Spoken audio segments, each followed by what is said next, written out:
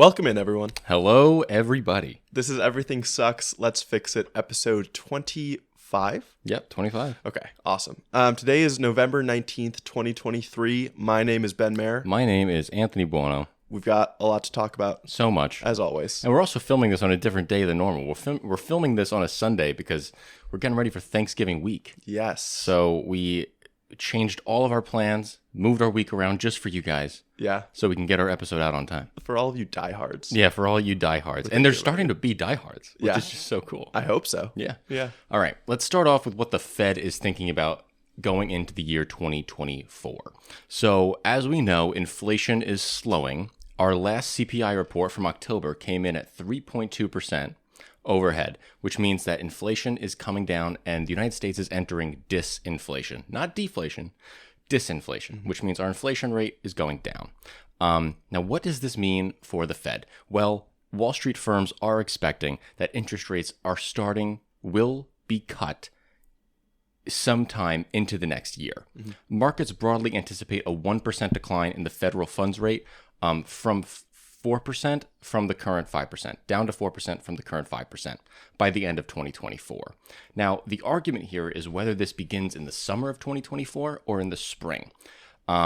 Interest rates take a long time to have an effect, but if the Fed makes the decision to start cutting rates in the spring, that could have massive consequences for the 2024 presidential election, which I think is really interesting. Yeah, it's very important.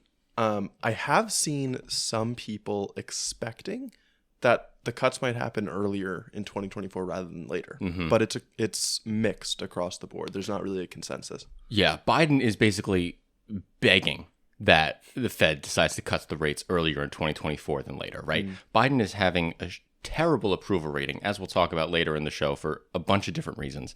And people just do not feel like the economy is doing well, mainly because asset prices in the stock market just haven't had the same amount of growth that you had under Trump. It's just the truth. If the federal funds rate starts being cut, we can expect to see asset prices start raising fairly quickly in the stock market, which might be able to give people an idea, see their 401k grow. Yeah. And they're like, okay, maybe the economy's actually doing pretty okay. Yeah, and I feel like the big buyers that drive the economy, like the big institutions, care a lot about interest rates and what they see what the Fed thinks about the economy, and it reflects how much they spend and invest, and that's what drives markets. So if they're able to see the Fed becomes a little bit more confident in the soft landing sticking, then I feel like those institutions might buy in more, drive the economy up. Absolutely. We always talk about how so much of the economy is just a perception game. Yeah. Right? It's just a perception game. And if the Fed is ready to perceive and show confidence, everyone else is going to follow suit. Yep. Now, the sticking point for Biden's economy here has always been inflation. That has been the number one issue of this economy over the last 2 years here. And voters expect prices to come down, which makes Biden's position very, very difficult and makes Janet Yellen, the Treasury Secretary's position, very, very difficult. Deflation is not good for an economy. Prices going down is not a sign of a healthy economy. It means that wages are overall going to have to decrease to accommodate the now lower profit margins. It's also going to mean that there is less demand for products and the less consumption going on because there's no shortness of supply at all. There's an overabundance of supply, which could hurt investments of these companies, right? They don't want to keep investing into products and keep growing the economy. But we do see some deflation possible in two of our most volatile sectors. The CEO of Walmart has suggested that grocery prices will start falling over the next year, specifically citing the tight pocketbooks of the American consumer because their mortgage rates are going up, their car rates are going up, their insurance rates are going up, all because of interest rate hikes that are now hurting their spending power. Student loan payments are also resumed, and that means there's a big monthly chunk that's coming out of people's pocketbooks. Exactly. And so now crude oil has fallen 20% since September, and we will expect to see crude oil kind of staying near that low, save for any geopolitical shocks that very too frequently happen. So, What do you think? I feel like this is kind of good. Like, I think very targeted, very specific deflation in these volatile places. One, it's going to reflect really well on Biden, because we actually just talked about last week, I think, how when people are polled on the economy and how they feel about it, it is the price of gas at the pump and the price of their food that drive their sentiments the most, right? So this is going to be helpful for that. Meanwhile, I think this deflation can stay very contained. I think the other types of production services that are done here can still grow while prices here fall. No, so you can kind of have our cake and eat it too. No, I totally agree. And we talk all the time when we read the CPI reports. There is headline CPI and then core CPI. And the Federal Reserve takes into account core CPI, not headline. And, core CPI cuts out oil and it cuts out food because of how volatile those commodities are. So seeing a deflationary year in those markets might not be a sign of overall economic slowdown, which that's going to be, that's the two sides of the coin here. You can have deflation and prices go down, but that's going to hurt economic growth, right? Sure. That's the line. But if it's only contained to these specific volatile commodities anyway, I don't know if it will necessarily lead to economic slowdown. I don't either, because I think it will free up people's money to be spent on other things. Right, exactly. And we have to take into account also that the federal government is still pumping a lot of money into very hard manufacturing industries, right? Yes. With the semiconductor industry, there's a lot of money going to infrastructure over the next decade and stuff. So there's money being spent in other areas that I think will actually more meaningfully grow the economy than Walmart's profit margin. Yes, I absolutely agree. It's gonna drive consumption and demand more in those areas. And I also think it's important to discuss really quickly why these areas are able to deflate. Oil is one thing, right, where it is mostly just dependent on external foreign factors. But food, it's important because food has inflated a lot over the past year or two because of supply chain issues that have come in. And those are starting to kind of smooth out, so we don't have to worry about those price shocks as much. It's a structural thing that is changing, so it makes sense that the prices will come down, because the prices of Walmart and retailers, right, they can come down and still have those profit margins if the initial supplier prices are down. So I feel like that means it's stickier and it's less likely to ripple throughout the economy. Yeah, I agree. Now let's get to one of the biggest geopolitical Okay. Wow. That was a really bad refocus. Yeah. I wonder if we could lock the focus on the camera. Maybe when I get up, I'll see if I can do that. All right. So now let's talk about the biggest geopolitical story of the week. We have the U.S. meeting with China at the APEC meeting in San Francisco, and there were a lot of topics met between Xi and President Biden. First one I want to talk about is fentanyl. I've said before on the show that the fentanyl crisis is one of the most, if not the biggest problem to America. It kills 77,000 Americans per year, and it's only getting worse as the years go on. One of the reasons it's getting so much worse is because fentanyl is now being laced with other drugs. One of them is they're mixing them with benzodiazepines. Benzos like Xanax have a really, really depressing effect on your body, same way opioids does. But it attacks two different receptors of your brain. So you're getting doubly depressed, for lack of a better word here, with two different aspects of your brain. And if you overdose on the benzo aspect of the drug, there's no way for Narcan to save you, because Narcan is only helping you with the opioid overdose portion, not the benzodiazepine overdose of the portion. So it's an even more lethal drug. And the high that you get from taking this benzo-fentanyl mix is insanely addictive, and it knocks you out within 5 minutes. People don't even remember taking it after injecting themselves with it. And on top of that, you're also having another drug called Tranq that's become very popular in the Kingston area of Philadelphia, where they have fentanyl mixed with xylazine. And xylazine is a horse tranquilizer, which is just way worse than benzos, but it's doing basically the same thing as the benzo fentanyl cocktail. America has to get this under control. And until we tackle the underlying causes of addiction and start treating addiction like the public health crisis that it is, and dealing with the supply that gets into the country, this isn't going to be solved. So right now, it looks like the United States doesn't have the political capital or the desire to treat this as a public health crisis. And the only thing we're willing to do is try to push down on the supply. And China is one of the largest suppliers, not of fentanyl itself, but of the chemical components that create fentanyl. A lot of Chinese companies sell the chemical components to create fentanyl to companies in Mexico and other companies across Latin America, where the cartels there then make it into fentanyl and ship it up into the United States. Now, President Xi has denied that this has been a problem. Oh, Jesus. I wonder what it's focusing on. I don't know what it's doing. Yeah. Okay. President Xi has declined that this has even been a problem, that it's not China's fault. But since China has banned the export of fentanyl last year, so they've banned the export of fentanyl but not addressed the outsourcing and the exporting of the chemical components to make fentanyl. Mm-hmm. So this is what Biden and Xi are going to talk about, that they talked about on Wednesday. And Biden has asked the Chinese government to now start regulating these chemical components leaving the country, which I think is a really, really good step. Yeah, and she was receptive to it, and there were reports afterwards that the word got out to Chinese companies that they would crack down if they were found to export any of these chemicals, which is a really good thing.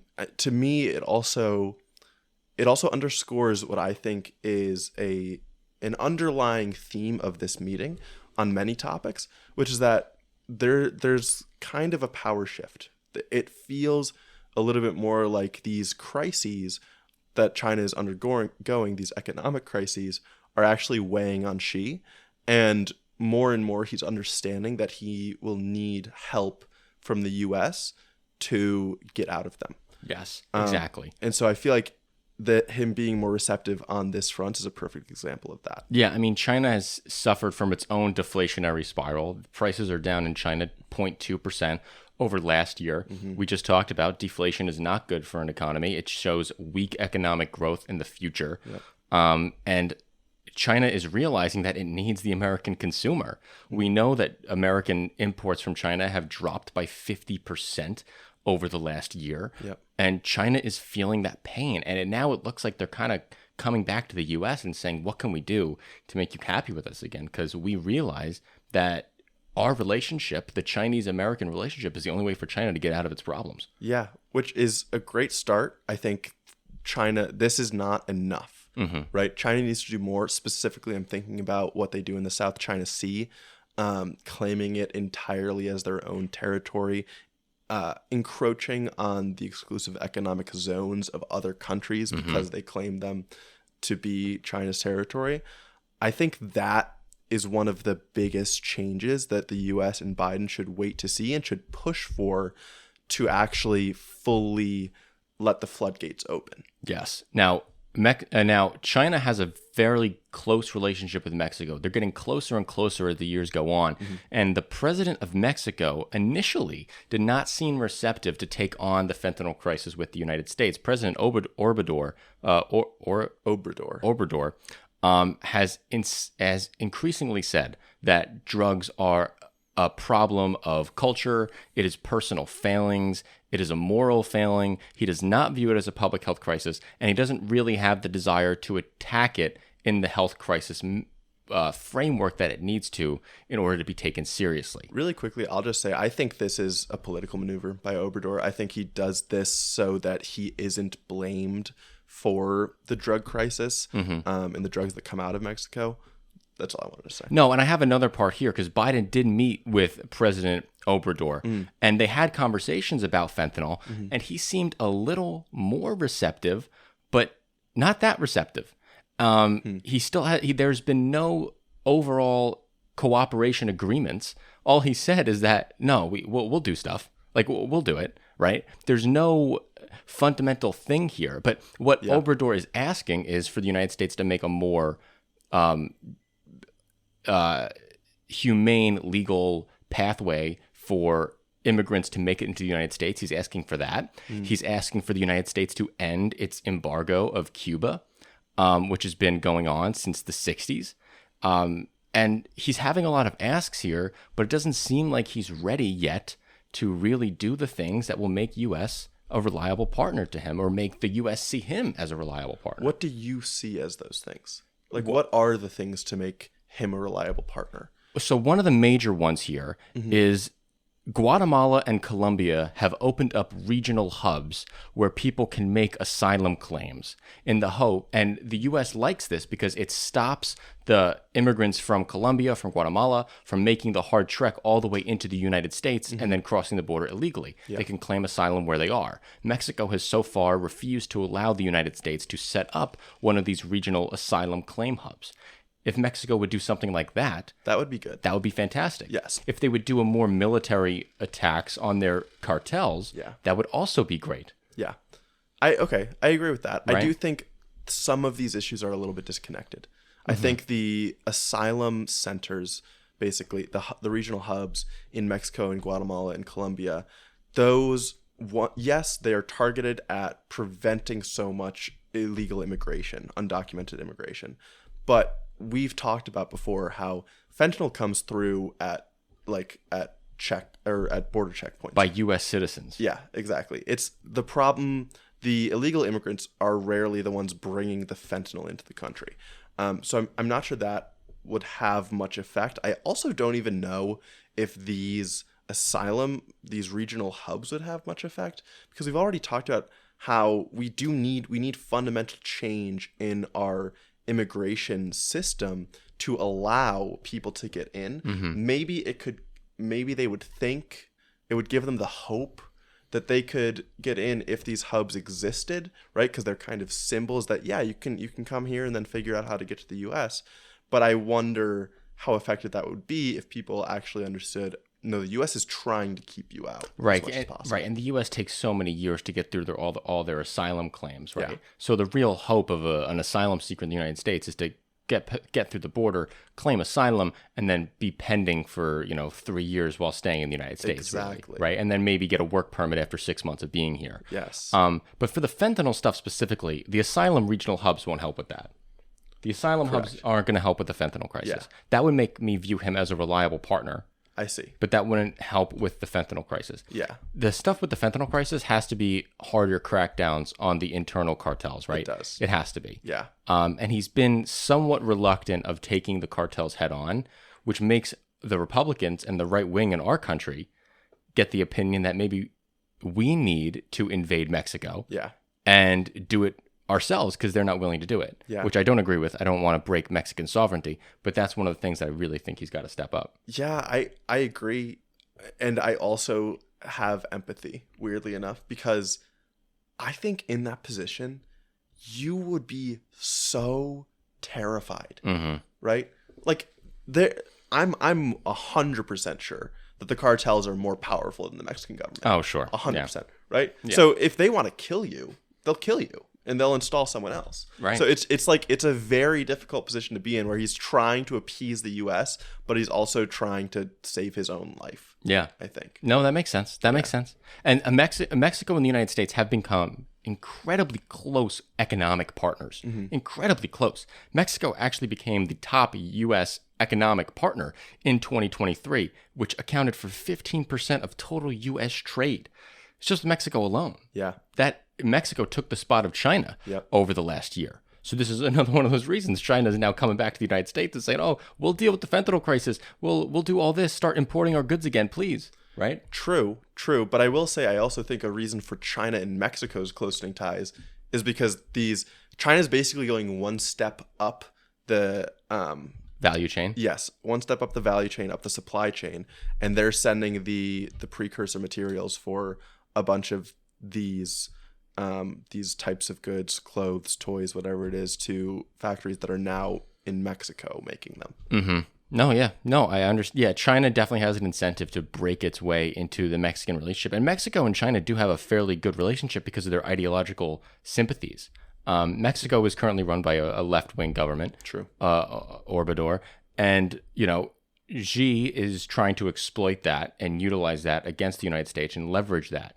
And there's also a lot of geopolitical sympathies, right? Obrador is incredibly supportive of the Cuban regime and wants the United States to break the embargo. Well, that's a position that China holds as well. So it makes a lot of sense that they're seeming to be closening their relationship here. Yeah.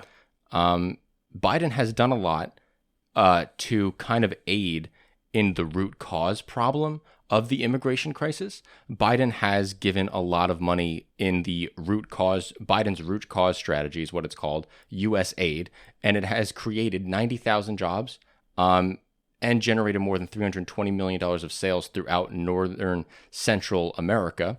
It has reached more than 104,000 individuals and a lot of youth by supporting primary and secondary care. And we've talked about this in the past. This is exactly the type of policies that I think will do the most to stall the increasing amount of immigration into the country, especially the illegal immigration. I agree. I looked into this a little bit after I saw you write the notes down. This is exactly what I think we should be doing. I'm quite impressed that the Biden administration, it's a hard sell. Right. This is something that can really be attacked. It's like, look at all this money that we're sending to these countries that aren't us, and we're not fixing our own problems. But these are the issues that need to be solved. These are the root causes, right? To prevent a ton of illegal immigration from Central America. So I love this. No, yeah. If their countries weren't in such economic destitution, they wouldn't be coming here. They would just be staying where they are. Exactly. Right. So if we could build it up and we can get 500,000 kids in primary and secondary school, I mean, that's the future, right? That's huge. All right. Let's circle back to China.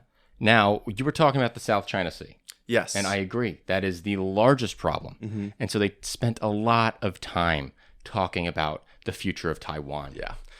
Xi said something fairly intense. Xi said the U.S. side should take real actions to honor its commitment of not supporting Taiwan independence, stop arming Taiwan, and support China's peaceful reunification. That's very bold statements. It's acknowledging that Biden is sending weapons to Taiwan, which is already something. Yeah. And it's a pretty intense demand, right? That's a very strong ask. And also, it's interesting because America doesn't have currently the position of supporting Taiwan independence. Well, I think that's why it's an ask he can make, right? Because supposedly, technically, the U.S. does still support the one China policy. Right. They've never said otherwise. So she has the grounds to make that ask. Right. Do you know how Biden responded to that? Yes. Okay. So Biden's response, he reiterated that the United States opposes any unilateral changes to the status quo from either side, that we expect cross-strait differences to be resolved by peaceful means, and that the world has an interest in peace and stability in the Taiwan Strait. Very diplomatic. Yes, I mean, it says nothing. Yeah. Right. Well, it says you can't do anything. It says I'm not taking either side. Sometimes I feel like the right answer is to say nothing. Yeah, I totally agree. That is the perfect time and perfect way to say absolutely nothing. Yeah. Right? Yeah. And the reason that this Taiwan conversation, obviously we always have the Taiwan conversation, especially between, that China's largest geopolitical goals, but it's important to remember that Taiwan is having an election very soon. In 1 month or 2 months, they will be having their presidential elections. And it is in between three parties, okay? We have the Democratic Progressive Party, the KMT, with an alliance with the Taiwan's People's Party, and a single independent businessman who is currently the mayor of Taipei. Taipei being the largest city and capital of Taiwan. So I want to run through a little bit of the parties and kind of what they're standing for, not in detail, but just so we have an idea about what this election means.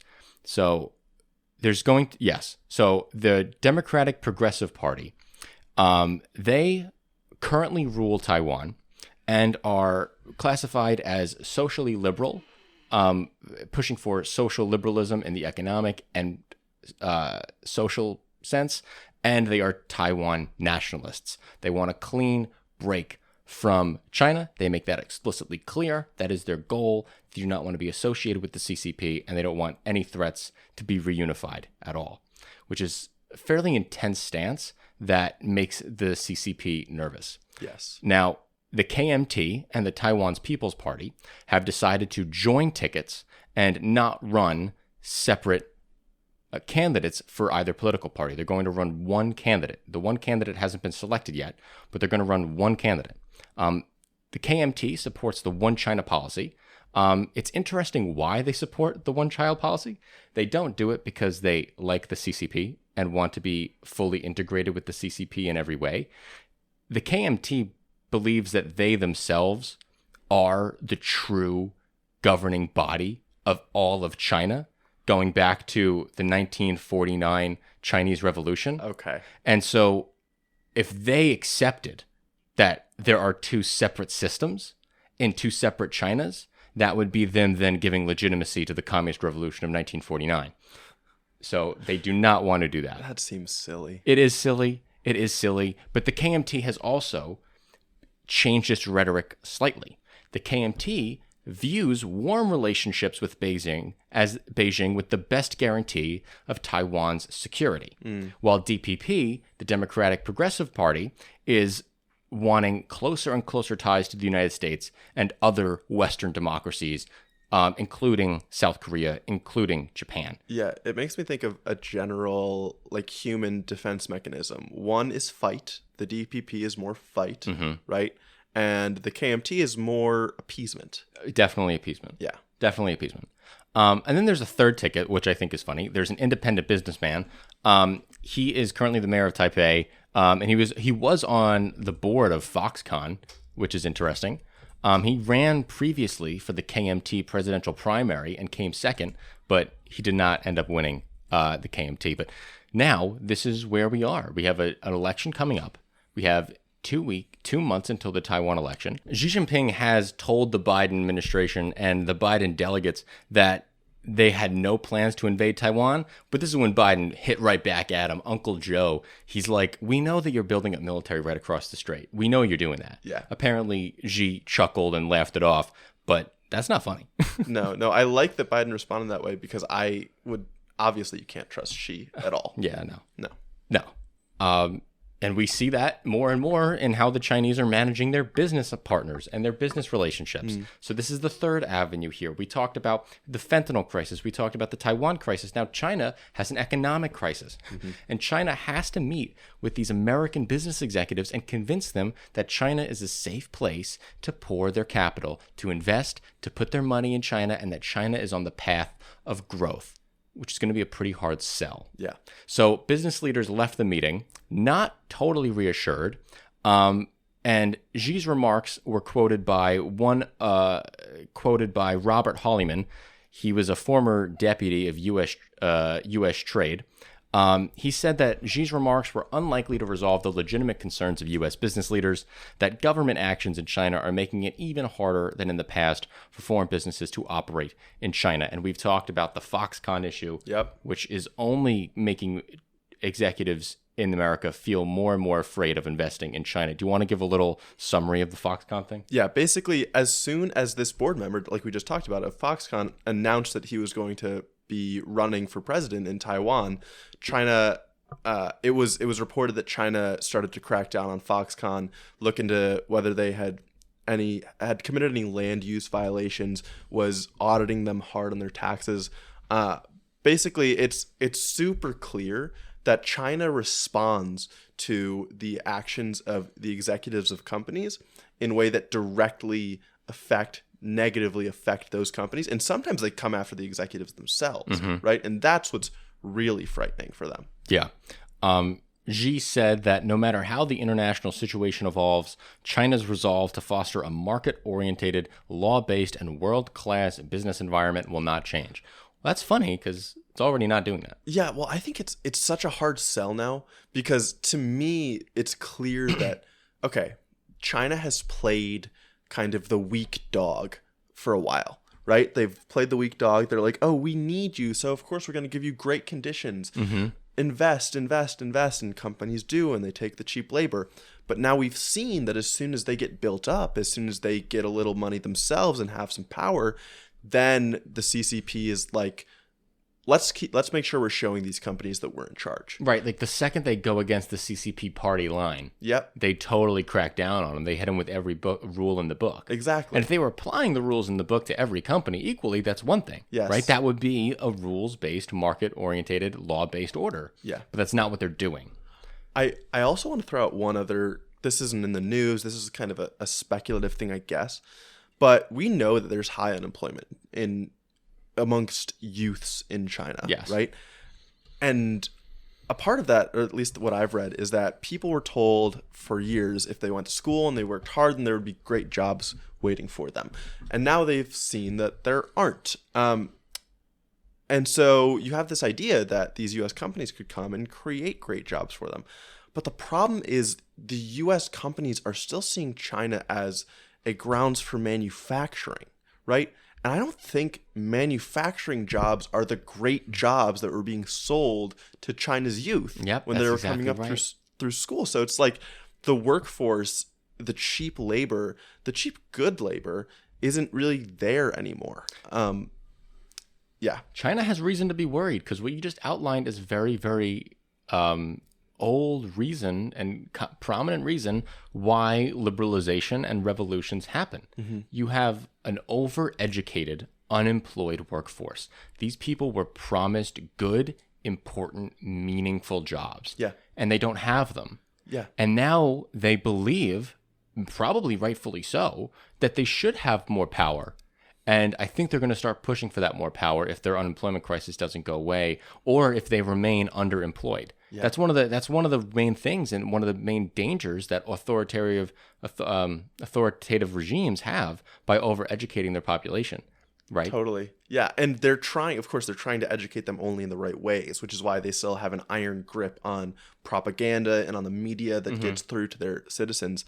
But they were told that they were getting good jobs. And even if you just look at that specific part, now you have Xi coming out and making statements specifically saying they should make the sacrifice. Yeah. Our young people should understand that we're facing tough times and they might need to go work on the farms, or they might need to take jobs they don't want, or they might need to live with their parents and be unemployed. And people aren't going to really be okay with that. No, and Xi saying that, it kind of holds some weight because, correct me if I'm wrong, but I'm pretty sure he's a chemical engineer by... Oh, I don't know that. Yeah, I think he went to school for chemical engineering. I might be totally wrong. I might be thinking of Angela Merkel. Let's see. But I'm pretty sure he was a chemical engineer with his original education. Yep. He was, right? Yeah. So he went to school for chemical engineering, but then right after that, after he got his degree, he went to the farming regions of China. Yep. Worked there for 10 years, rose up the party ranks in these rural parts of China, and then eventually became a path to power. So he sees a lot of the young people of China who are reluctant to take these farming jobs, and he's like, I got a chemical engineering degree. I ran a rural community for 10 years, and you're going to tell me that you think you deserve this great job right off the bat? Hell no. You know, it's a very boomer mindset. It's so boomer. Holy it's so cow. Boomer. Yeah. But Xi's a boomer, right? That's another thing we have to think about. Xi and Biden are still boomers. Oh, totally. It's just so funny. Yeah.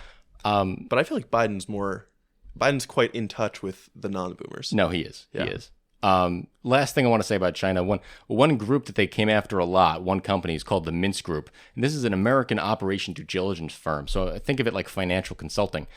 They've been kind of digging in some statistical work into the Chinese economy, specifically because the Chinese economy, they're no longer reporting their numbers accurately or frequently. So this Mintz Group is trying to get these numbers, and China has been fining them recently $1.5 million for allegedly conducting unapproved statistical work in the country.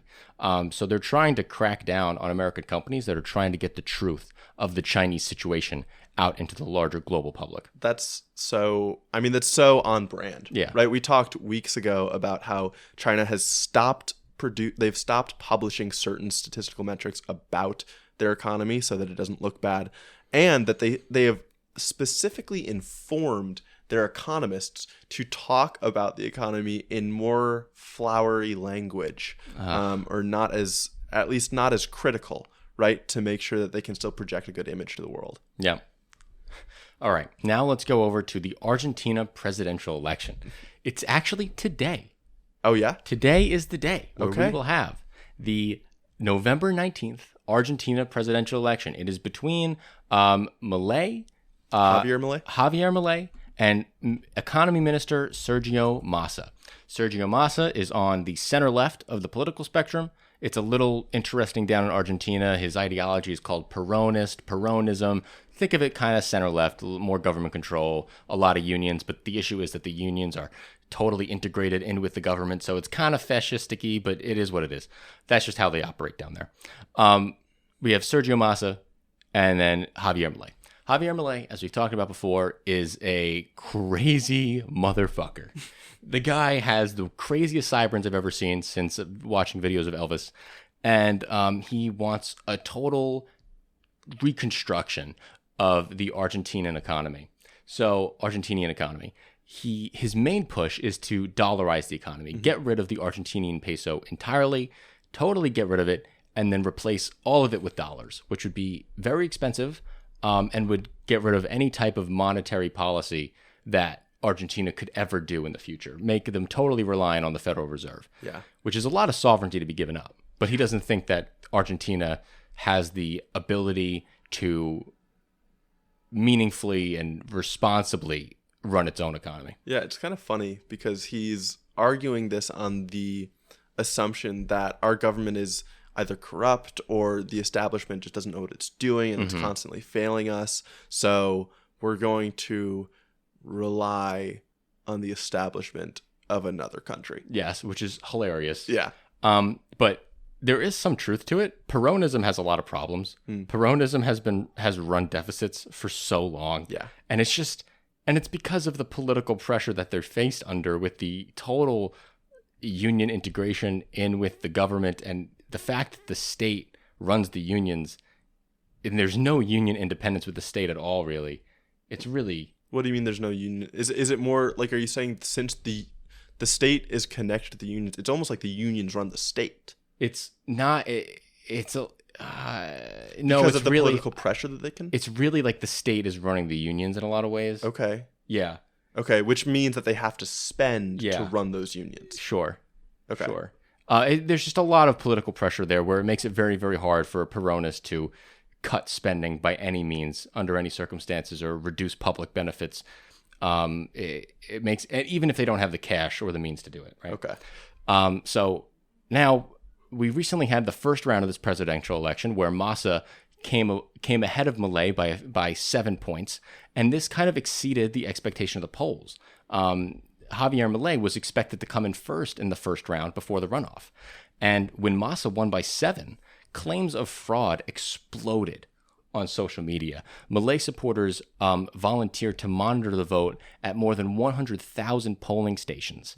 We have a quote here from one delivery app driver, which, you know, this conspiracy mindset is baking in to the public zeitgeist here. Yeah. He's been saying, this delivery app driver said, I've been watching it on TikTok videos. All the fraud that was done seems wrong. It's undemocratic. There were irregularities of such proportion that they put the results in doubt, Milei said. So he's already priming the pump to do a Trump. Yeah. Right? Totally. He's doing the Trump move right now. Yeah. The same way Trump was like, oh, all those mail-in ballots, they're going to be fake. Yeah. Right? They're priming the pump for this. Totally. Which is just scary. And then Milei went on to say, whoever controls the count controls everything. Yeah, it's scary because it's priming people for violence, right? That's the rhetoric that says, oh, they're taking the system. We have to go take our country back. And that makes perfect sense. If you're going to tell me that my vote means nothing anymore, I would resort to violence. If you're going to tell me that I can no longer vote to change the course of my country, then what do I have? Then I have nothing. Oh, I mean, I wouldn't, because I don't have the balls for that. But good for you. Thanks. Yeah. But like, if you don't have a voice at all, it is all you have in a supposedly democratic system. All you have is the threat of violence. Yeah. Now there are headlines that are going out, and Milei is handing out posters and stuff, and he's sending out emails that say, "Don't screw with my vote," and other quotes that say, "One stolen vote is fraud." And this is going out to small and big rallies alike. So it's scary. Yeah. There really is a playbook, right? Like, it's so obvious. It's so doubt in the integrity of our systems to make people think that they have to do something violent and something extreme to be heard and to save the country. And people want to believe it. I think that's the other important thing. People want to believe that they're getting screwed over because they've felt like they've been screwed over otherwise by the government in so many ways, right? So of course they're screwing me over in this way too. Right. And listen, Argentinian people, they're getting screwed over. The poverty rate's blown through the roof. Their inflation rate's at 147%. Last time we talked about it was 138. Now it's 147. I mean, it's just, there's no end in sight. No.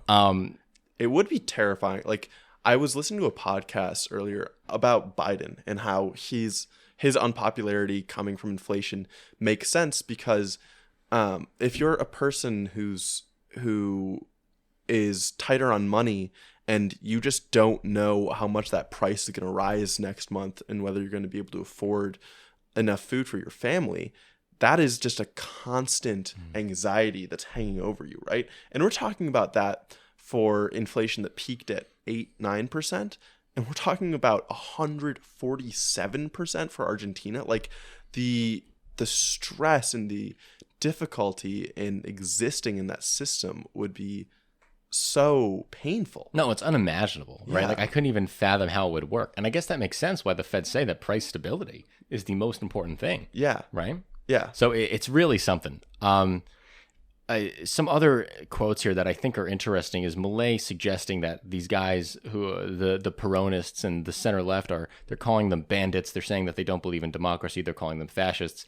And there are quotes going around suggesting that I don't believe in coincidences, which is starting really to get deep in that conspiracy head, right?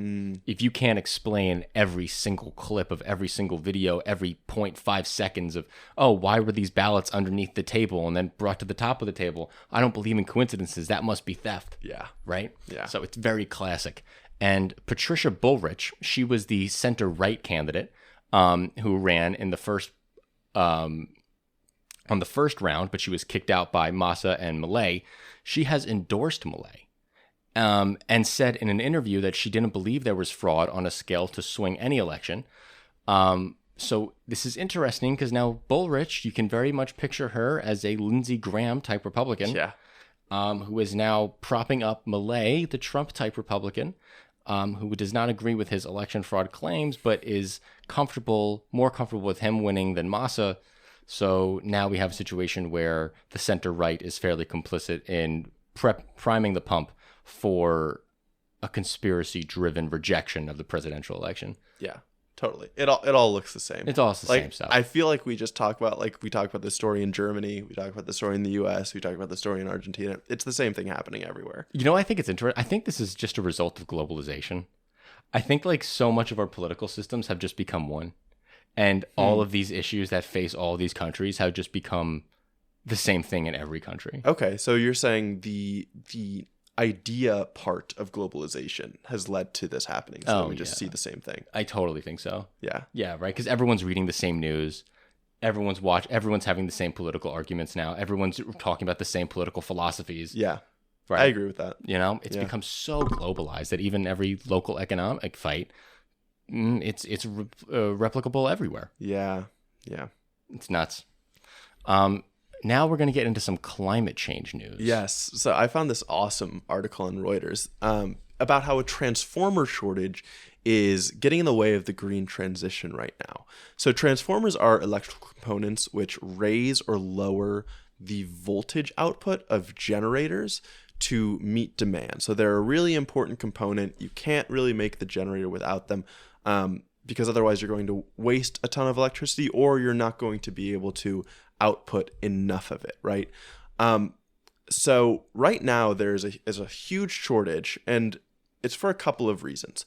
One is kind of obvious. There's increased demand from the Inflation Reduction Act subsidies and similar legislation in other countries for more green infrastructure, right? So there's a lot of demand, but there's also a problem with supply, because supply of basic materials for transformers, of the source materials, is quite restricted, and often it's isolated to certain countries. For a long time, the US, we have imported cheap electrical steel, which is the main component. Electrical steel goes into these transformers from Japan, South Korea, and China, okay?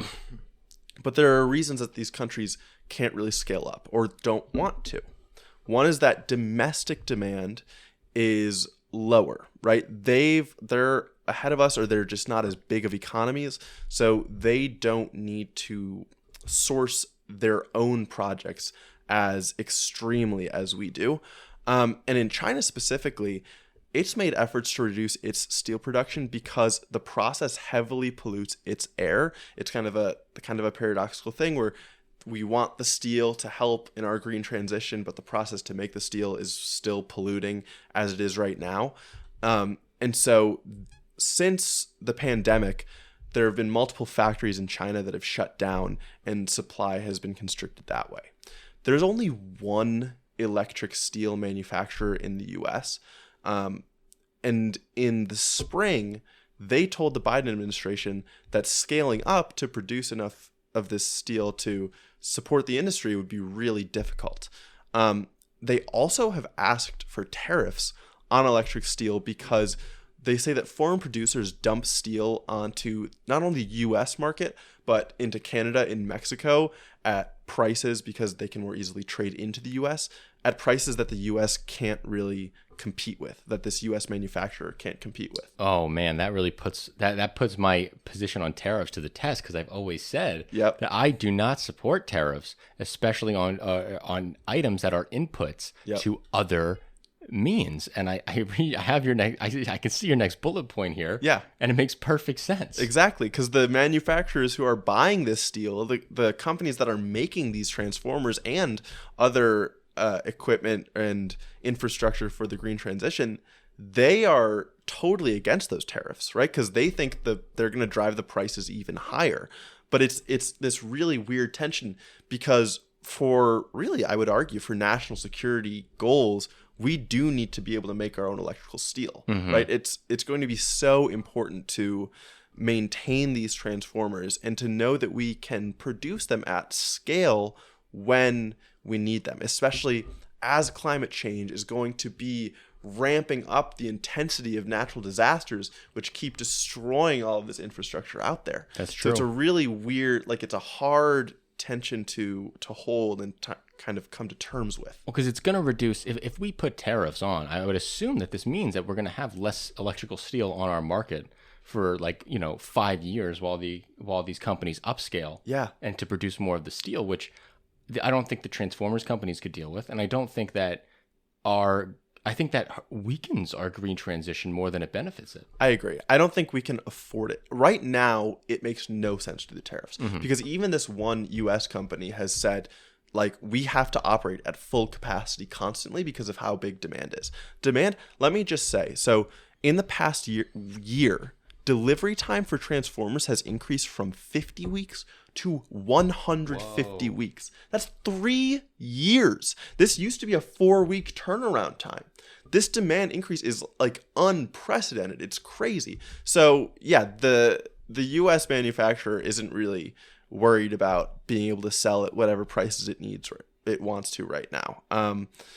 Certain developers have stockpiled transformers in advance because they foresaw this issue, but then the ones that didn't are just taking the hits. They're just getting screwed. They're getting absolutely screwed. So the good news here is that battery capacity is still projected to double for each of the next 2 years, which is wild. That is all insane. Of our battery capacity. It's going to double in 24 and then double again in 25. Isn't that wild? Wait a second. What? Yeah, that's what's projected. It's something like 8,800 megawatts is what we have installed right now. Okay. And the idea is next year we're going to install 9,000. Wow. And then by the end of 25, we'll have around 30,000 installed. Holy crap. Yes. So I think overall, this is a hiccup, right? This is a supply chain issue where there's going to need to be scaling up, but I think there can be. I think there's enough material to scale up because it's still relatively high. It's early on in the supply chain, right? Right. So we can start making more steel. We can ramp that up. If we're making more steel, then we can ramp up the production of transformers. Transformers are really old technology, so that's not hard to get going. It's just this is slowing us down right now. And I think I would point out that generally, this is a good sign in that demand is so high. That is very true. Right. We are seeing a shift. We are seeing a lot of investment into our infrastructure, right? That is a really good sign. Totally. Now, when you said battery capacity is projected to double for each of the next 2 years, right? Did that mean that the overall amount of batteries being used in the economy is set to double? Or do you mean that the capacity of each battery is going to double? Oh, no, not of each battery. Okay. It's like total battery storage. I mean, it's not like the double A's. No, I know. Yeah. But like so you're not saying car batteries will become twice as more efficient. No. Oh, okay. No. Okay. That's how I originally interpreted it. But okay. So you're saying that the number of batteries in the US economy is going to grow that exponentially fast. Maybe it's both. Like maybe it's both. Like I'm not sure it's number of batteries because maybe it's bigger batteries. Oh, maybe it's sure. Right? Like it's just that our energy storage capacity from batteries will be doubling each of the next 2 years. Wow. Yeah. Do we know if that's continued to grow after those 2 years? Do we know that yet? Or? I don't know. Okay. That's so interesting. Yeah. Wow. Yeah, so it is. We'll see how it goes. Hopefully there will be more news later on. Yeah, that's crazy. Dude, what just happened to my voice? I don't know. Do you want to Yeah, hold on. take a second? Can I? You can. Do you want to? You don't want to. Okay. I feel better now. Yeah. That's good. Okay. Oh, Jesus Christ. Okay. So the number one story that we always talk about on the show is government funding fights. This is the worst. This is the worst. I hate this shit. Oh, I thought it was the best. My bad. No, shut up. I actually think it's like so annoying. I almost want to. I almost want to always vote for the party in power, so we don't have to deal with this stupid bullshit every year. You know? Yeah. I would never do that. But I'm just saying, this is so annoying. Yeah. We think that, you hear the headlines. Deal came to an agreement. Mike Johnson gets Democrats to support this continuing resolution to fund the government. Well, that's only for 75 days, guys. That only takes us to February or mid-January for half of it. Mm-hmm.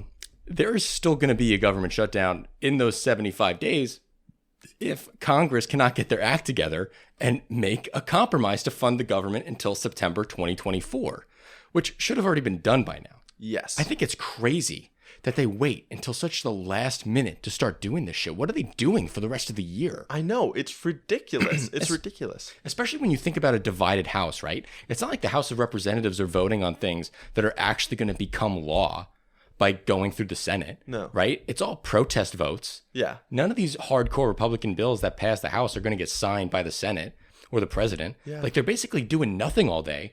And you can't just come to an agreement. You have to wait until like the day of. It's crazy. Dude, it pisses me off to no end. Yeah. And another thing is, so much of these guys' time is spent raising money. They're just on the phone all day doing 4 hours of phone calls trying to raise money. Yeah. That's a whole other topic, but it just shows like they do so little. They do so little. Yeah. So little. So here we go. Mike Johnson says the bipartisan compromise will keep the government open for 75 days. And the reason he wanted to do this was because it will buy the time for Republicans to unite behind the scenes. Have you heard that story before? Oh, yeah. I've heard that story before. Oh, yeah. It was total bullshit then, and it's total bullshit now. It's just bullshit, dude. He's lying. They're never going to unite. They have no plans to unite. No. They're screwed. All right. Scott Perry, the leader of the Freedom Caucus, has said that they will pass a partisan bill to cut government spending. And if government shuts down, it won't be on Republicans, but it'll be on the Democrats in the Senate who refuse to take it up, or Biden who refused to sign it. So what are we doing here? Are we about to go past an 8% cut that we already did however many months ago, how many ever weeks ago under McCarthy, and then Matt Gaetz and the hardcore Freedom Caucus shot it down because it was still too much money anyway? Yeah. Like, is that what we're doing again? Probably.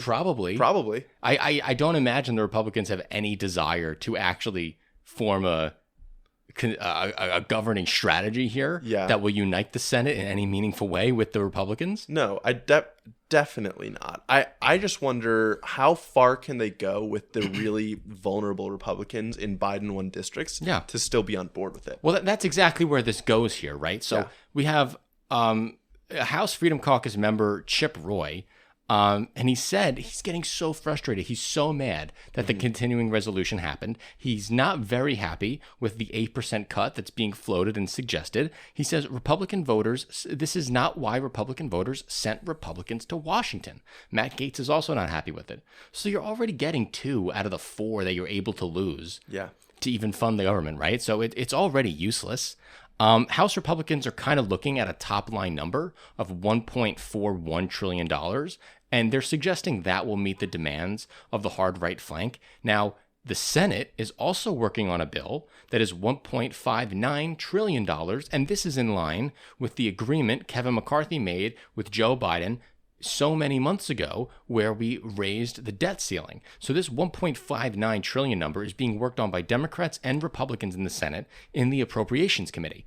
The 12 appropriations bills that the Senate are currently marking up are basically exactly the $1.59 trillion that McCarthy and Biden agreed to in the Fiscal Responsibilities Act, and it's Republicans in the House that are refusing to go along with it. So it's just, we talked about this all the time. The Republicans in the House are children. The Republicans in the Senate are probably pulling their goddamn hair out that they have to be associated with them because they cannot stand the inconsistencies and the incompatibilities of the Republicans' philosophy to govern. Yeah, absolutely. They're just frustrated, and they're probably frustrated as what it's doing to the party, right? Because it just makes them look like clowns. It makes them look like clowns. And look, I don't know if the Republican clown show in the House led to the Republican defeats in the election of 2023, right? Yeah. When we look at Kentucky, we look at the super close race in Mississippi, which actually recently went down to a 3.7% difference. Really? It got even closer. So, yeah, the Democrat only lost in Mississippi by 3.7%, which is insane how close he got. You think so? Oh, yeah. I mean, he flipped counties that haven't gone Democrat for like 40 years. Yeah, that's wild. It really was. It was something. But that's because Tate Reeves is such an idiot.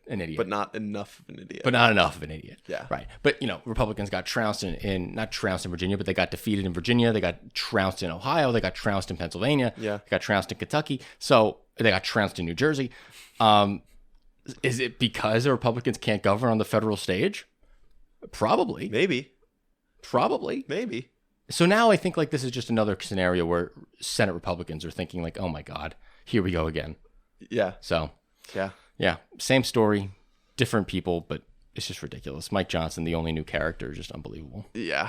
We'll see how long he lasts. Now, Trump is also facing very interesting results this week. Yeah, this was extreme. So last week on the episode, we talked about a case in Colorado that was questioning whether Trump was eligible to run for office given the 14th Amendment. The 14th Amendment says that you can't hold public office unless if you have taken part in an insurrection against the country. The judge, we got the ruling, and the judge found that Trump was not guilty, but on the most narrow grounds. The judge found that he did engage in insurrection on January 6th. She said through incitement, he did so. And the First Amendment does not protect Trump's speech, which is a huge deal. Right. Huge deal. Okay. But then she found that Section 3 of the 14th Amendment, the relevant part, doesn't apply to Trump. And this is actually blowing my mind. This is insane, okay? So this is what the amendment says. Quote, "No person shall be a senator or representative in Congress or elector of president and vice president or hold any office, civil or military, under the United States or under any state if they took an oath to support the Constitution and then engaged in insurrection." Okay? Here's the crazy thing. The judge said that the 14th Amendment doesn't refer to the presidency. Right? So that no person holding any office who took an oath to support the Constitution, that doesn't apply to Trump. And they're saying that she said that because the presidential oath is to preserve, protect, and defend the Constitution, not to support the Constitution. I mean, how? Dude, this is out of like a fucking skit. So by her logic, could Jefferson Davis, the president of the Confederacy, run for president of the United States? Yeah. Unbelievable. Isn't that insane?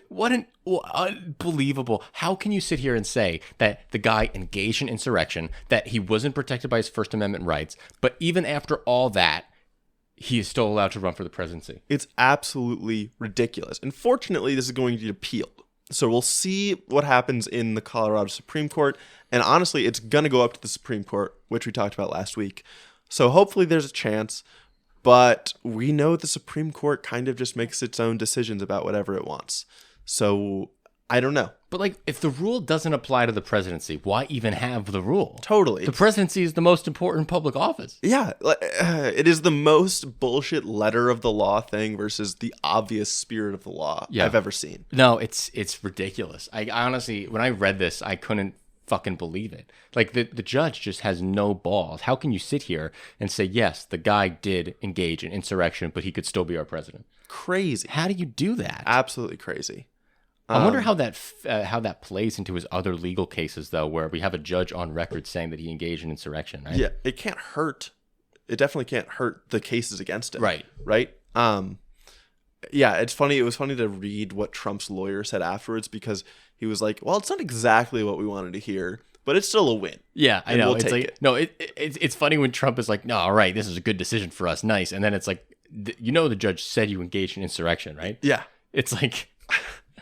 Yeah, it's wild. It is wild. I'm really curious to see where this goes, though, because like they are such narrow ground, and obviously based on our reactions, it's so easy to see a way that they interpret it a different way that it could really happen, and then it could go to other states. I just think no judge wants to be the one to kick Trump off the ballot. Yeah, they're all scared, and what this judge specifically said was something about how part of her decision is a reluctance to make a decision that will exclude anyone from the ballot.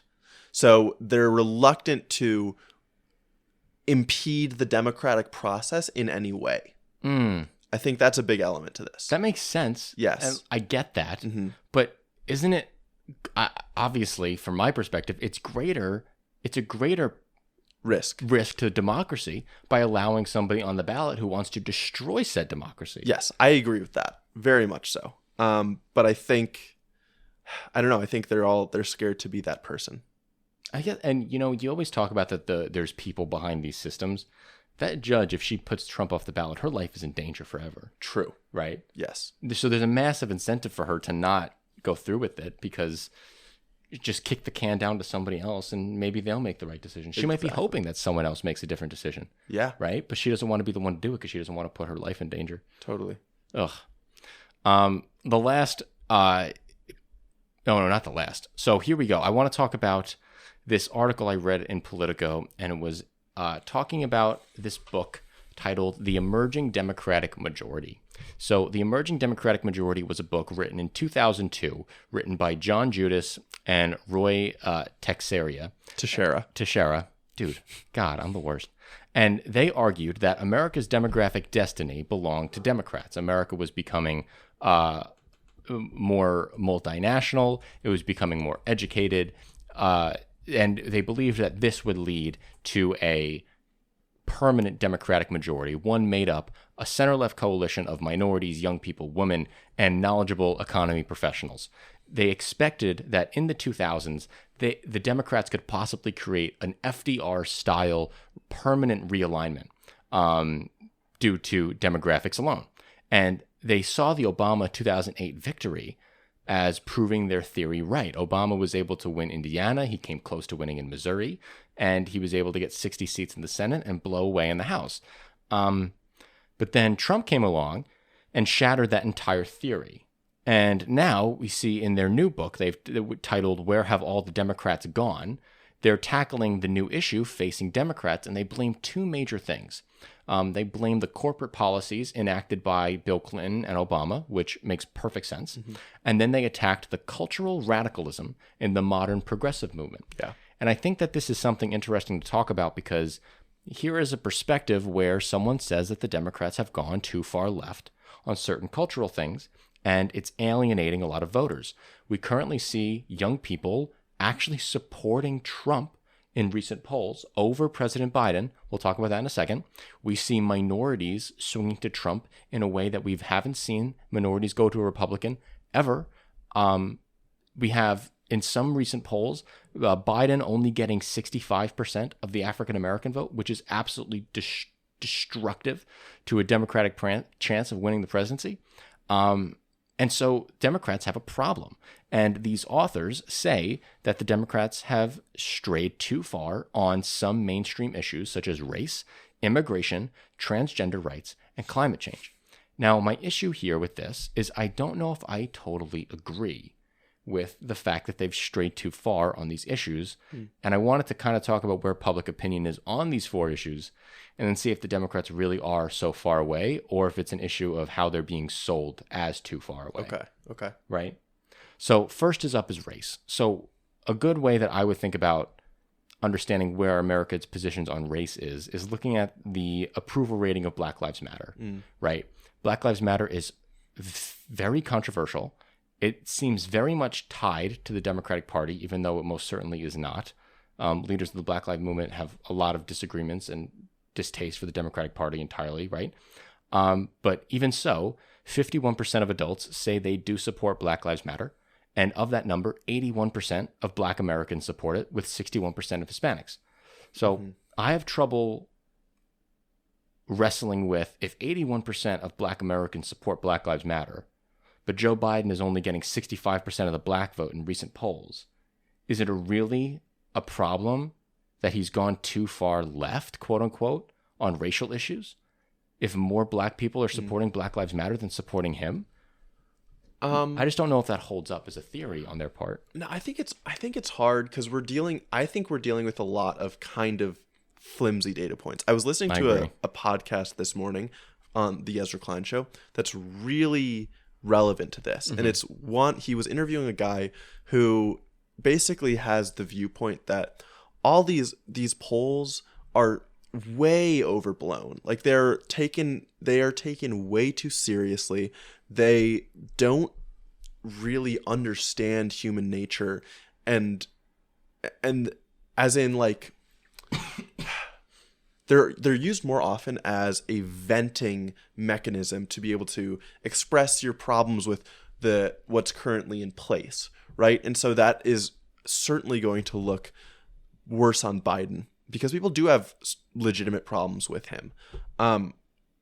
But it's not going to reflect how they vote in the future. And I also think on this other so that's why the poll is kind of flimsy. And on this other side with Black Lives Matter, it makes all the sense in the world to me that this is the level of support for Black Lives Matter, but it's reducing people to the one issue, right? Even if 81% of Black Americans like Black Lives Matter, you know what they probably don't like? They probably don't like that Democrats have just assumed that they have the Black vote in their pocket for decades. So right? True. Like there are plenty of things that even though they support these causes, there are things that Democrats have done to just make them less likable. Yes. And that Joe Biden does when he, I guess, trips and falls sometimes, that makes him a lot less likable to people.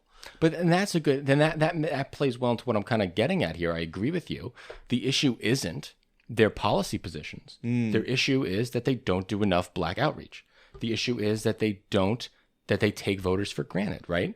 That's the issue. I don't think the issue is that they lent support to Black Lives Matter and gone too far on racial issues. Do you know what I mean? Yes, I think you're right. Yeah. But now, I might be wrong, but now if we look at immigration and we look at Gallup polling on the issue.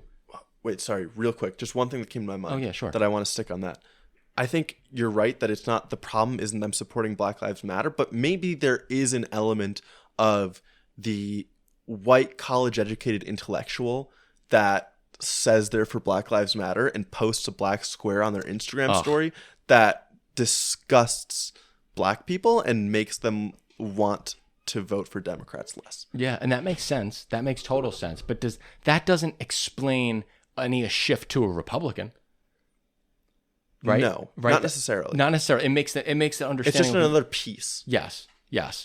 But we see Trump gaining support among the African American community of people of color. Yeah. And it's shocking to me how that happened, and I don't understand it. I think a lot of it might be, well, we'll get into it. Maybe there are some things in here that we can unpack. Okay. So the next one is immigration.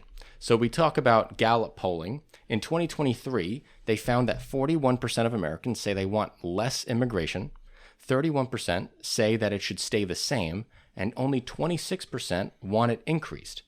Well, that's hard. That's hard because Democrats definitely have the perception of wanting increased immigration.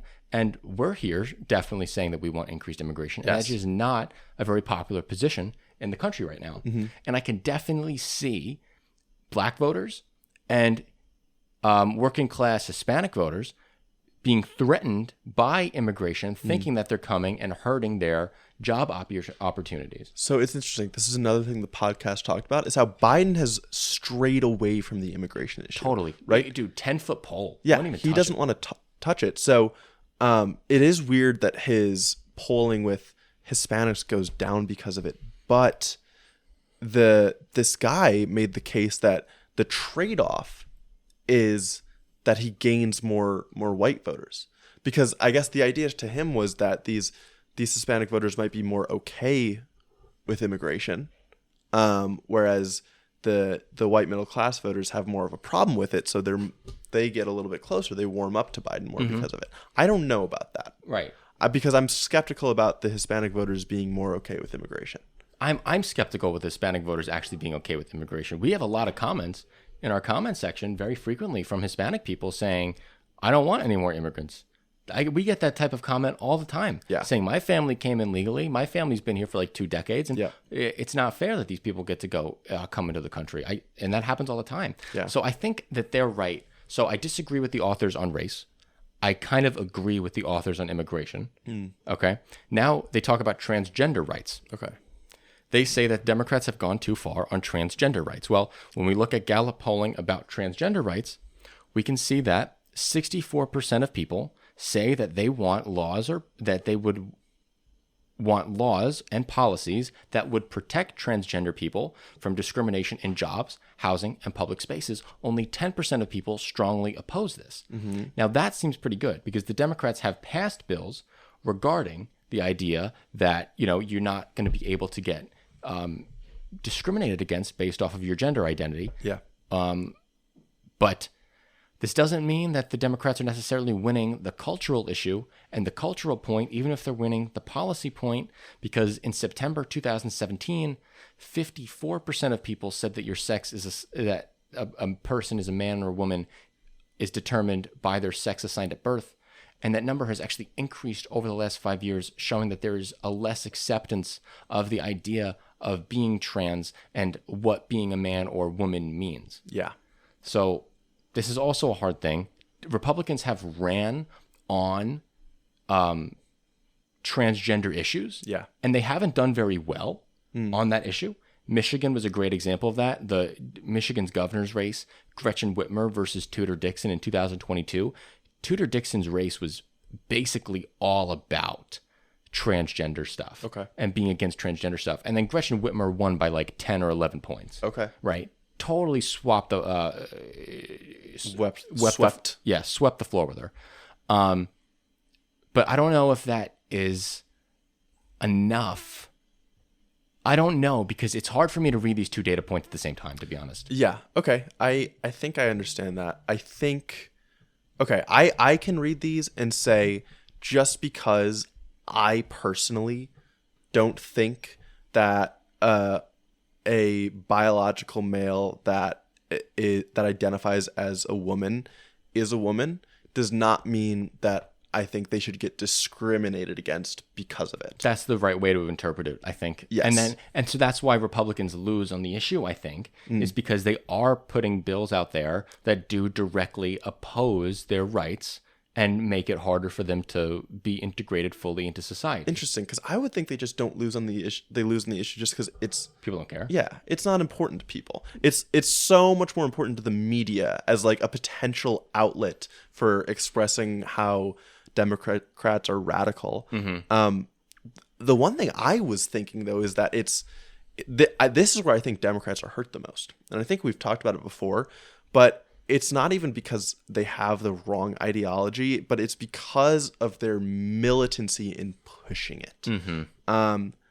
I think I can have a lot of compassion for someone who doesn't really can't share a personal experience with feeling a certain gender, right?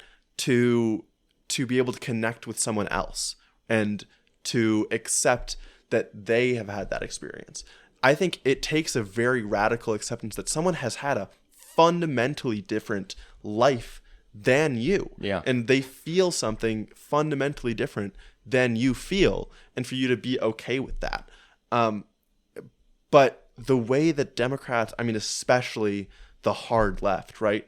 The way that they talk about this, it's you are evil. Evil. If you don't accept them. You're committing genocide if you don't think that transgender women should be able to participate in women's sports at a certain percentage, at a certain level. Exactly. Like, you're committing genocide if you don't agree with that. Yes. That's ridiculous rhetoric. Yes. That is very alienating. Exactly. And so I understand that they're trying to push for trans people to be normalized in society, which is hugely important. Very important. Hugely important. But I think in doing so, they also paint themselves as the bad guy. Like, you see the speeches of them yelling, and they speak with like a violent type of rhetoric, the type of rhetoric that you see Trump kind of speaking with in videos, that you're like, this is why this person is scary. And you're like, I don't like, it's scary to be called the enemy like that, right? And to have a potentially violent idealistic group coming after you. Yeah, so, I totally agree. Yeah. Next, she talks about climate change. She thinks Democrats have gone too far in climate change. I just fundamentally disagree with this point entirely. Same. There has been plenty of polls talked about this, public opinion research, and we can see that 2/3 of Americans prioritize developing alternative energy sources like wind and solar, and that 2/3 of Americans favor the U.S. taking steps to become carbon neutral by 2050. It is not reasonable to suggest the Democrats have gone too far on climate change, I don't think. I agree. It's hard for me to get this one. Maybe like gas prices going up because of Democrat policies, which then hurt them. But that's not really the fundamental issue, which these authors argue, that they say it's like deep ideological differences. I just don't think that that's how this works. Maybe not. Yeah, it wouldn't be about the idealistic difference, the ideological difference. It would be about the messaging difference. Yeah, or like the this is so important, and you need to feel like this is so important, and that the world is ending if we don't address that. Yeah, and it's also the gatekeeping, right? Yes. It's also like, okay, we can agree with 9 things out of 10, but on that 10th thing that you disagree with, I'm going to kick you out of my space. Yeah. Right, and then a conservative movement will say, okay, you can stick with me on like 5 out of the 10 and you'll still be in my space. Yes. Liberals always have to be better with that, because the truth is liberals are very principled. I shouldn't say that. Conservatives are principled too in certain respects, okay? But liberals are very, very passionate about their social causes, which is good. It's good energy to have. But when it stops you from building big tent coalitions that make gaining political power possible, it hurts any type of progress you're going to make. Yes, they're at times harmfully protective and defensive of those own values that they have. Yeah. So I just thought that was interesting. And then the last thing we'll talk about here is a potential deal to stall the fighting in the Israeli-Hamas war. So today we have Hamas gunmen battling Israeli forces, which have pushed deep into Gaza's largest refugee camp. Yeah. So far, 11 people were killed by an Israeli airstrike, which was done on a house. This is reported by medics on the scene. And this is all happening while we are getting close to a possible pause so hostages can be freed. But I just want to reread that because it's just crazy to me that we're talking about Israeli forces are trying to push into Gaza's largest refugee camp. Is this a military target? Why are we going into a refugee camp? Yeah. It's just one of these things, man, where the brutality of this conflict is going to be seen more and more every day. Yeah. And the ground invasion is going to cause so much more bloody conflict than any of these airstrikes could if, they start going into a refugee camp. So, Yeah. I feel that. That was my body reacting. Yeah, exactly. So U.S. mediators are apparently close to getting a deal between Israel and Hamas to free dozens of women and children who are currently held hostage in Gaza. And in exchange, they have agreed to possibly do a 5-day pause in the fighting so that the United States and international communities can get emergency aid shipments into Gaza for their civilians, which is a really good step. Yeah. I'm very happy with the Biden administration pushing for this. The hostages have to come home.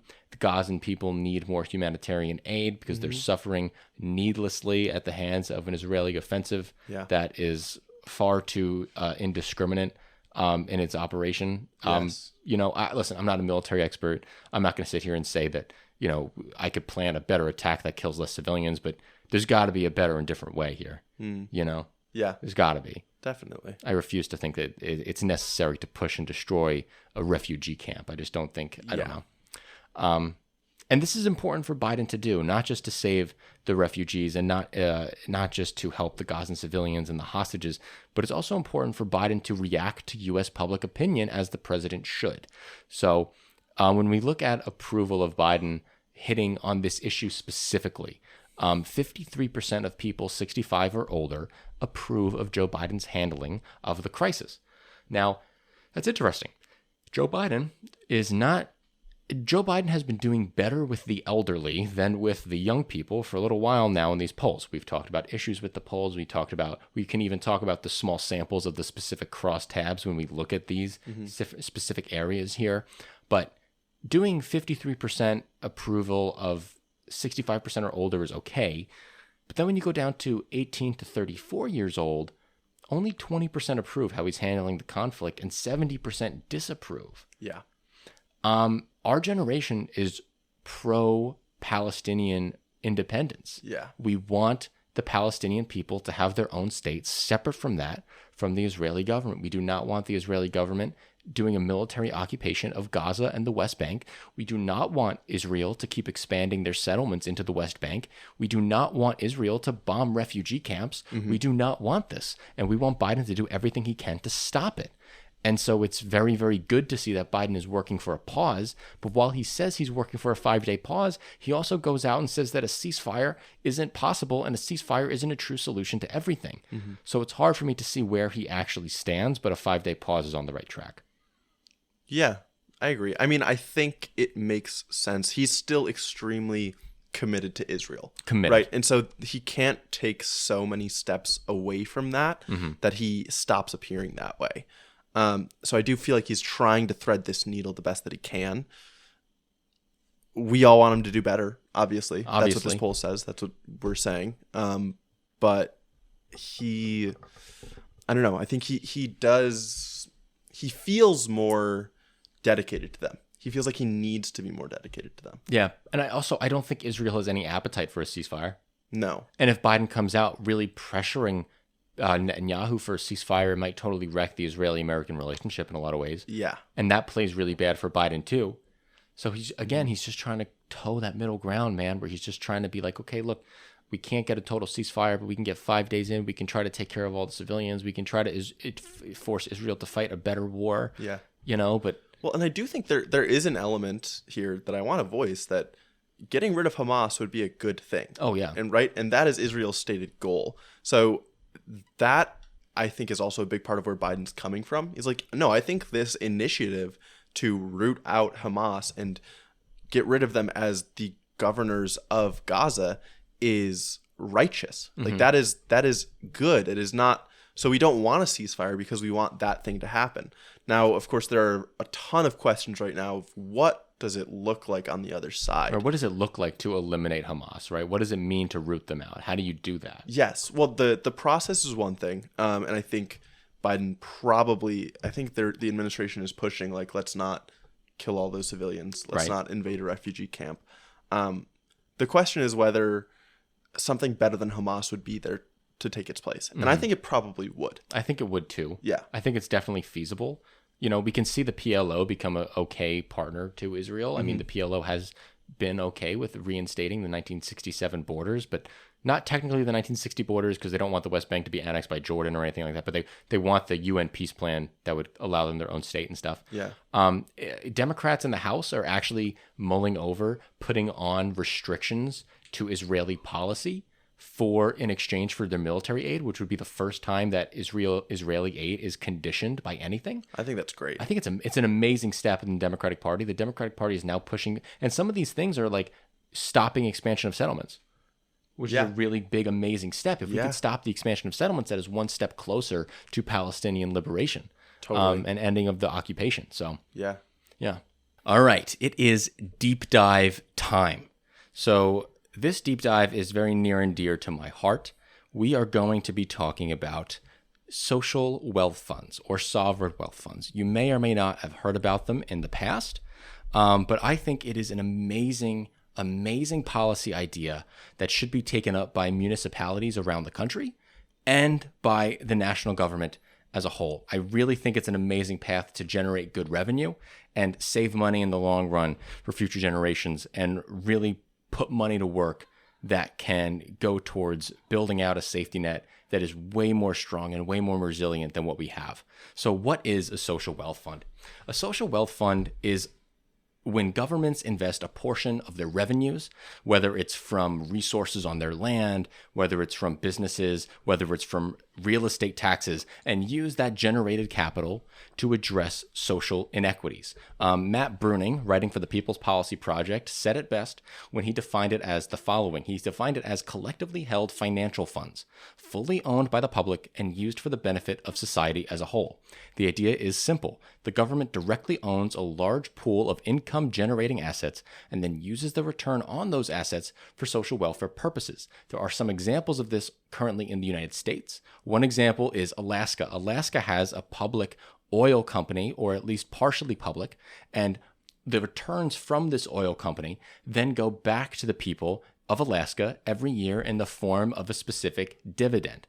Now, this dividend concept of the public wealth fund is one avenue in which it could benefit the public, right? If you have this income generating assets, whether it's $30 million in the S&P 500 or whatever, we can get the dividend of the increased amount of value you get out of that fund and send it to every person in the country. That's one way to do it. Mm-hmm. Another way to think about a social wealth fund is you raise up this capital and it creates a perpetual amount of money that you could use every year to build out new social programs entirely. On the municipal level, you can think about creating all new departments totally generated from the social wealth fund. And this is kind of the concept. There have been a lot of social wealth funds around the world. There are currently around 80, and these are ran by approximately 60 governments. There are even some in the United States. Mm-hmm. Now, the one that I like to look at a lot is the North Dakota Legacy Fund. Now, the North Dakota Legacy Fund was put into law in 2008. It was voted on by the people 64% to 36%, and it would take 30% of all oil revenues from the specific oil field and put it into a legacy fund that couldn't be touched for like 2 decades. They couldn't touch the fund for 2 decades. Then once the fund grew after these 2 decades of being invested, now they're able to take out a certain portion of that money and use it for infrastructure improvements, use it for different things. And this is exactly what I would like to take on the international, national, and municipal levels of government. One of the best examples of this, going back in history, is the Swedish model. And it shows how a sovereign wealth fund can't just be a benefit to citizens, but can also be a shift of power from private entities to public, more responsive organizations that have the public interests at heart. Yeah. So the Swedish model, the idea came up in the 70s. Sweden was in this tension between capitalism and Marxism, right? And they didn't know exactly where they were going to land. But the idea was, okay, we can maybe implement a tax where we slowly accrue wealth under the umbrella of the government, and then the state will slowly begin to own all the wealth so that the benefits of the production can be equally distributed to the people. The initial way that this would work is that companies would be taxed, their excess profits would be taxed at 20%, but companies would pay that tax in new stock to the fund, right? And with this, it was calculated that after 25 years, the government fund would have majority ownership of Swedish companies, over 50%. Unfortunately, the backlash to that was really severe. So what passed was actually a bastardized version of that program that was implemented where instead of shares were issued directly to the government fund, there was a smaller tax on profits that was used to buy stock in the companies. But wildly to me, even with that lesser version, this led to the fund owning 7% of all Swedish company stock over the course of 9 years. That is and this is voting shares too. Like Yeah. it means that the government has 7% stake in the economy. Yes, exactly. That's wild. It's so cool.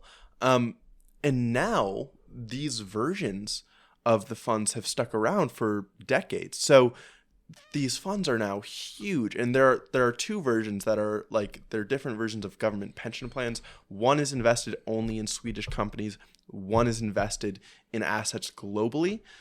The combined value of those funds is now equal to 248% of the country's GDP. Unreal. That is so crazy. And that means that Sweden's government owns about 59% of the country's total wealth. That's insane. Wait, is it Sweden or is it Norway? It's Norway. Is it Norway? It's God, Norway. No, damn it's it. Fine though. It's Norway. They feel like the same thing. Yeah, it doesn't matter. So that's insane. 59% of the wealth. And why this is so great is because, again, they have all of this capital to fund social programs, and they can give some back to citizens. And the returns on this money were enough to pay every Norwegian the equivalent of $25,000 in 2017. And you know what? That's because they started the Norwegian Investment Fund in the 90s. Yep. And they gave it time. They let it grow. They invested in it properly. And because of that, you see a massive benefits to the people. Yes, it's not sexy. It takes time. It's not the immediate gratification. But if done right, it could be monumental. And especially if we look at municipalities that don't have a lot of resources and they don't want to have to keep raising taxes every year. Yeah. This is an avenue to raise revenues of your municipality and do the things that you genuinely want to do without burdening your citizens with more and more tax increases every year. Exactly. It's a passive income stream that comes just on holding some wealth in the government. The costs to administer it, at least in Norway, are like 0.14% of the returns that they get. Oh, it's so low. The efficiency is insane, and it's just, okay, we just have this extra source of income that keeps coming in. Yeah. Right? And the way that the way they withdraw from the funds is also important because Norway does the right thing. They only allow 4% withdrawals of the fund's assets every year. And because they only allow 4% withdrawals every year, that means the fund is perpetually growing, and it's perpetually growing past inflation-adjusted dollars. So the fund is always increasing. Yeah. And the amount of money that 4% is an amazing, amazing amount of money that they're able to put towards significant and impressive, important social programs. Yeah. In the United States, we suffer from a social safety net that is lacking, genuinely lacking. And we can see all the time with the fights between Democrats and Republicans, where Republicans are just not taking the social safety net seriously, and they're not taking funding the government appropriately. They come after food stamps, and it makes it hard for local communities and municipalities to take care of their impoverished if the federal government doesn't pick up their side of the slack. And so one thing that municipal governments could use this fund for is to build out its own social safety net that is not reliant on federal assistance because it has its own passive income stream that is able to generate the revenue to fund these social programs. A lot of these municipalities just don't have the money to take up the task. They don't. And if they were to try to do it, they would have to raise taxes enormously, and which would hurt their economic growth, would push people out, and would do all the things that you don't want to happen.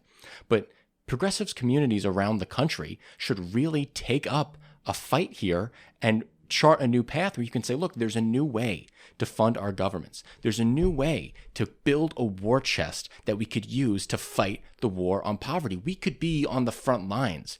We don't just have to be, paper pushers for these federal programs. We can make our own programs, but we need money, and we need to give it time for the fund to grow to a certain amount so that it can be truly meaningful, and not burden our citizens with intense tax increases.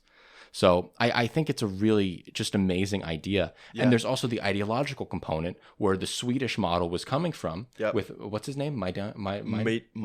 Meidner? Yeah. Yeah, so he was the guy who really proposed this. And it was a new way of an idea to socialize the economy without an overall socialist revolution. It was very similar to Edward Bernstein and his idea of social democracy and democratic socialism. Edward Bernstein in the 1890s was the direct opponent to Rosa Luxemburg and the hardcore communists in the German government. Edward Bernstein was more on the center left. And he proposed this evolutionary type socialism where you gradually work the economy into more collectivized control.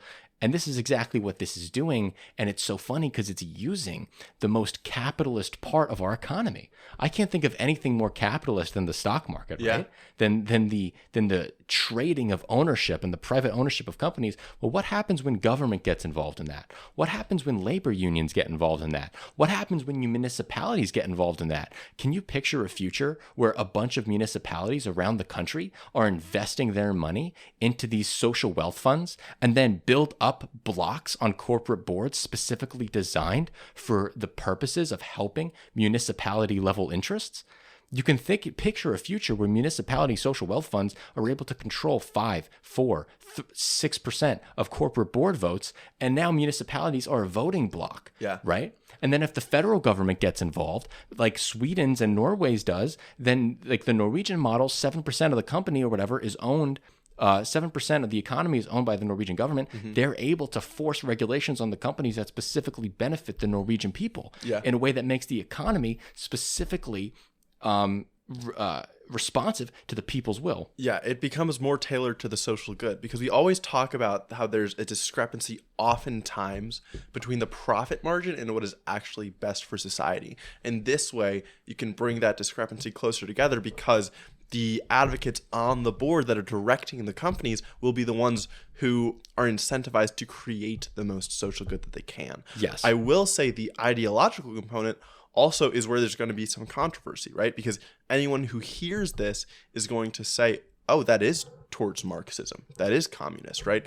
And I think there is an element of concern, or there's some reason to be concerned here because a program like Sweden's, or like was initially proposed in Sweden, where the government is taxing so much and then buying so much of the wealth so that they're going to own the majority after 25 years, that I think could deter innovation, or it could deter entrepreneurship, right? I think a big reason that people like to start companies, or maybe like to continue running companies, is because they like to own their own thing. They like to run the show. And when a government is buying that much of the stock and you have to sell it as part of the legal program, I think that incentivization is going to go down. But I think there's always a middle road to take. You can have the government buy a certain amount of the stock or of the wealth of the country, and then you can cap it, right? So that people still have enough ownership, or they have enough say that they have significant direction, right, over where the company goes, but the government has some of the say too. And like, we don't want to completely eliminate market incentives. Market incentives are very, very good for handling certain problems. Yes. When market incentives align with public good, there is nothing more powerful than the market. Totally. Right? When market incentives go against the public good, that's where we need government to come in and whip the market into shape. But we don't want to get rid of the good times when market incentives align with public good, because that's the best case scenario. Exactly. And when that happens, that's beautiful. Yes. And we don't want to get rid of that. But what we do need to do is make sure that the people who built the economy, the workers of the economy, the people of our economy, benefit from the spoils and the surpluses generated by these corporations. And the best way to do that is to give them partial ownership through the government, through their municipalities, through maybe even their labor unions. I could picture labor unions doing sovereign wealth funds too. Yeah. Right. And so these are all avenues where different aspects of our economy and our people can get a voice in steering the ship that we all help build. And now I want to go on a little bit of a tangent here, because we said last episode, I am an elected official in Brookline, Massachusetts. Okay. And coming up on our next legislative session, I will be proposing a bill to create a social wealth fund in Brookline, Massachusetts. That is my goal. And what I want to do, I want to outline here my plan on how to build a Brookline social wealth fund, how we can get it going, how long it will take to see progress, and kind of chart the path forward that I think other municipalities should do as well. So Brookline currently has a revenue stream of about $360 million. Out of this $360 million, my proposal is to take 0.14% of the overall generated revenue, which is $504,000, and invest that into a standard S&P 500 index fund, or maybe even the state mutual fund that pension funds across the Commonwealth of Massachusetts can invest in. Now, the overall town's budget will increase approximately 2.5% every year. So I want to continue putting in 0.14% of the revenue, not that flat $504,000, but so it goes up every year as the town revenue goes up. So first year is $504,000, second year is $516,000, and so on and so on. So with this money getting deposited into the social wealth fund, it's growing at 8%. I want to lock that fund for 40 years about. Lock the fund. All the numbers can be adjusted later through a lot of conversations with my local advisory committee, which is responsible for the budget, with local selectmen, who are basically the equivalent of the mayors in this town. And we can talk about the right numbers to do so. But this is the general principle and the general formula on how we can go about doing this. So you invest this money, save it for 40 years, and by 40 years, we will have $148 million, around $150 million in this social wealth fund. If we adjust that for inflation, that's about $45 million in today's money. That's about 15% of our budget. So 15% of our budget could be stored in the social wealth fund forever. And what we could do after that point is take 4% of that $45.5 million, just like they do in Norway, take 4% out, which is $6 million, and spend that money on social programs, building out a Brookline, Massachusetts specific social safety net. We have departments in our government. We have the Council of Aging. We have other departments, Veterans Affairs, that are less than that have less money than what I'm proposing the social wealth fund could generate after 40 years, every year. If we adjust that for inflation, it's around $2 million, okay? That means that over the course, after those 40 years have passed, we've saved all this money, we start taking out these withdrawals, our town will make back all of its principal in 10 years. All the principal that we invested is made within 10 years. And because we're only taking out 4% each year, the fund will continue to grow. And the real amount of inflation-adjusted dollars will continue to rise, and the fund will never be depleted. We can just have a perpetual social wealth fund to fund social safety net programs, and kind of make us stand out among progressive communities around the country. And I think it's really exciting. I think other municipalities should take up the fight as well, too. I agree. I think that's super exciting. Yeah, right? Yeah. Sounds like a slam dunk to me. It sounds like a slam dunk. And look, the details are important. And it's important to make sure all the numbers are right before we pull the trigger. But I guarantee you that this is one hell of a solution that we could chart a new path for, become an example to the Commonwealth of Massachusetts, become an example to the federal government of the United States,